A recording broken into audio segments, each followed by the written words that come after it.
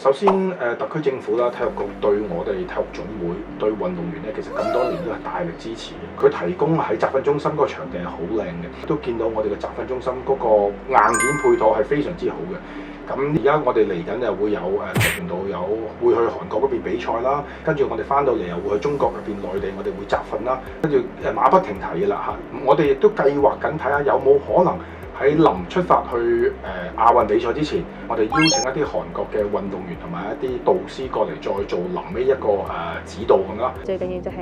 體育局同埋政府令我哋設立咗呢個運動員集訓中心，係對我哋一個好好嘅訓練基地咯。我哋亦都得到好多例如健身房啊、營養師、心理治療師同埋物理治療師都可以去進行協調。我覺得呢個比賽最大嘅支持就係體育局願意俾出金錢同埋時間去安排，俾我哋去呢個大型賽事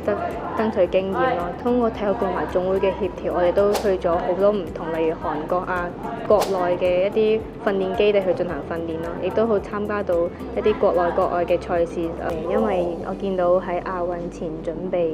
都有例如呢排新添咗一啲例如驗尿驗血，去關注運動員一啲身體疲勞嘅狀況咯。我覺得現有嘅一啲設施啊，同埋一啲機會對我哋嚟講都好多嚟嘅，所以都好滿意，亦都好感恩咁多支持。對於體育局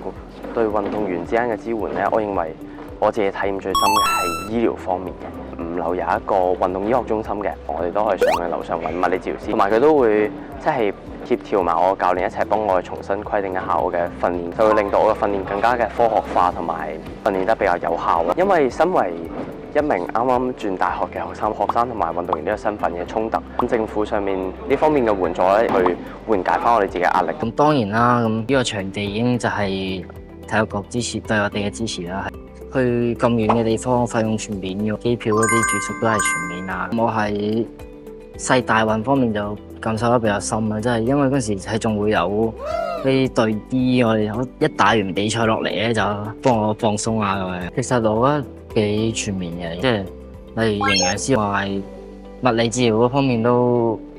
OK 嘅。係以我所知係高三畢業之後，如果你係澳門運動員咧，有運動員保送計劃㗎，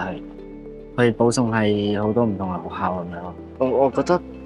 澳門政府都好着重喺培養幼苗啊。